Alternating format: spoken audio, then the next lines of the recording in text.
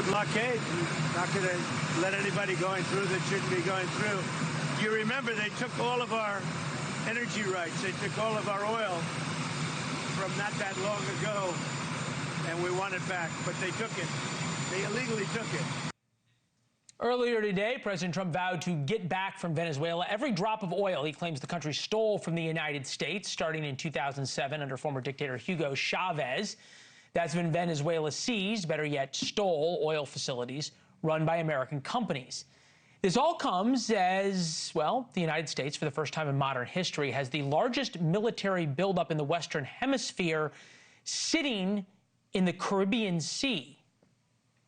More Navy ships now in the Caribbean Sea since the Cuban Missile Crisis. With us now, Elliot Ackerman, former Marine Raider, CIA Special Activities Officer, and author of Sheepdogs. If you're looking for a good Christmas present, it is one. Retired Navy Admiral John Fozzie Miller, former U.S. Fifth Fleet Commander. Admiral, as the ranking officer, we'll start with you, sir. The fact that the president didn't say anything about Venezuela in tonight's speech tells you what? Well, good evening. Thanks for having me, Leland. I think it's good news because I think it tells us that the president is satisfied with where he's at with the operations that are going on down in the Caribbean. So if you look at this in its totality, we've had a lot of strikes against ships carrying narcotics into the country, so that secures the border. We've seized a vessel. We're poised to perhaps seize some other vessels that are carrying sanctioned oil.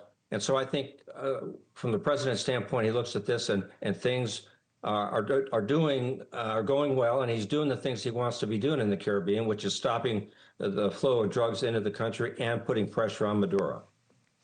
Elliot, to that point, President Trump seems to have both patience and strategically and tactically the upper hand, because when you have a carrier battle group parked off of Venezuela and you can cut off both of Maduro's cash flows, the primary one being oil, the secondary one being drugs, you don't have to say much, do you? Well, I think you have to have a strategy. I mean, those are tactics. The deployment of ships are largely tactical measures, but the strategy here, what is the end state? And that has not been clearly articulated. Is the end state regime change in Venezuela? Is this simply an economic play to retake oil facilities?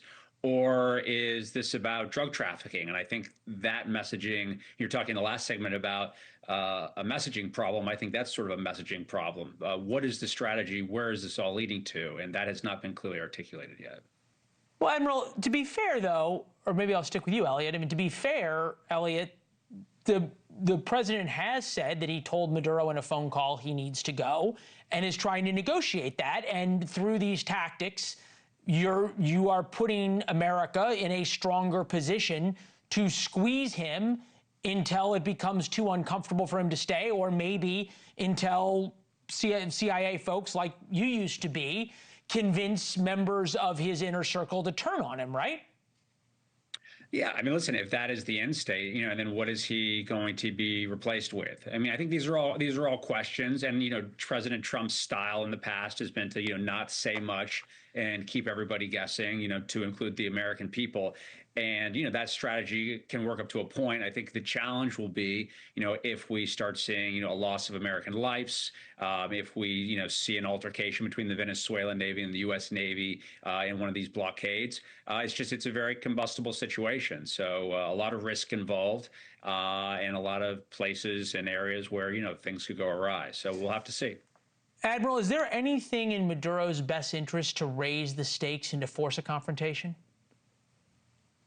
I don't see anything that's in his interest to raise the stakes or to become confrontational with the United States. Although I think more and more he's starting to feel like he's cornered.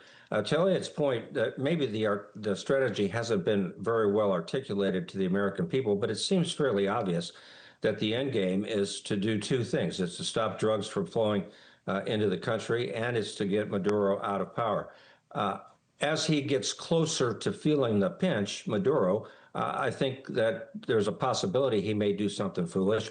But that's all part of the risk calculus that I think the folks at the Pentagon are undertaking right now. Thank you for watching. Subscribe below and download our NewsNation app right now on your phone, and you will get fact-based, unbiased news for all Americans.